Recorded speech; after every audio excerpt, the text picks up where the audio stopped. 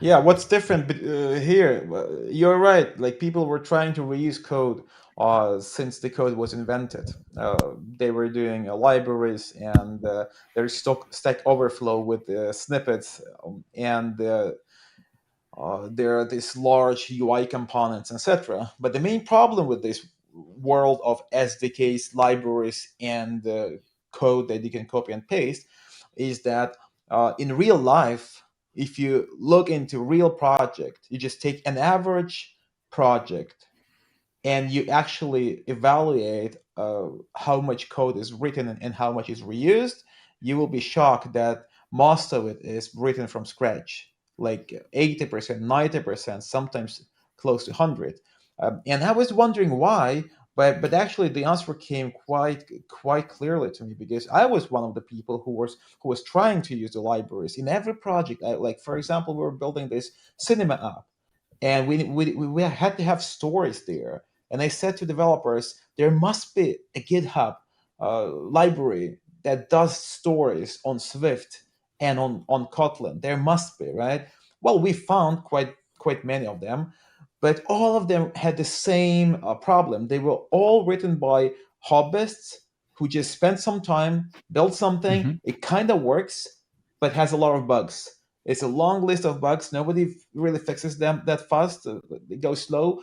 So, and then developers tell to me like, this thing is not finished. Like I can't really use it, and there's little documentation, and every library has their own way of building it, their own way of consuming. So you may use one or two, but you can't use 30 or 40 libraries for every use case you have.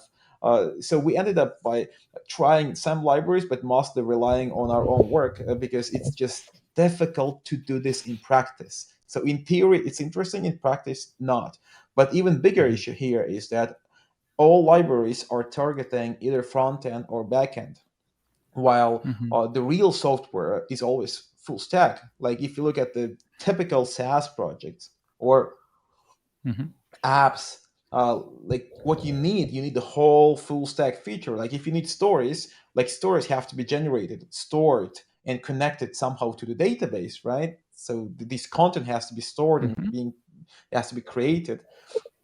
And my idea was quite simple. So the first prototype I made with Mars was that I made this little framework for full stack libraries. That was like the first early MVP where you could actually Hmm. import the SDK that would come not only with front end but with front end and back end. So it would combine multiple languages. So it was SDK with the front end language and the back end language for the Swift or Kotlin, and the front end for JavaScript and Hmm. etc. But then the problem was that it was really complicated to put the libraries into traditional IDEs, into traditional workflow, because every library needs research in order to be installed. Like it's Hmm. not like you need 1 minute to install a library. It takes Hmm. time to understand it, to put it in, to connect all the pieces. It never just works out of the box.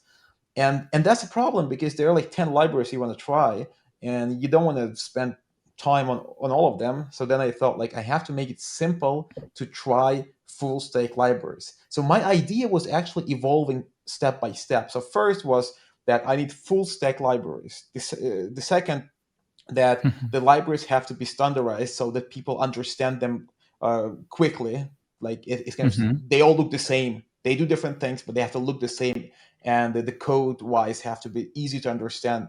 And then the third thing is that people have to be able to try in seconds, because developers are uh, always willing to try out different things, and if it works, they use it. But if you need to spend a day to try it out, they won't even try.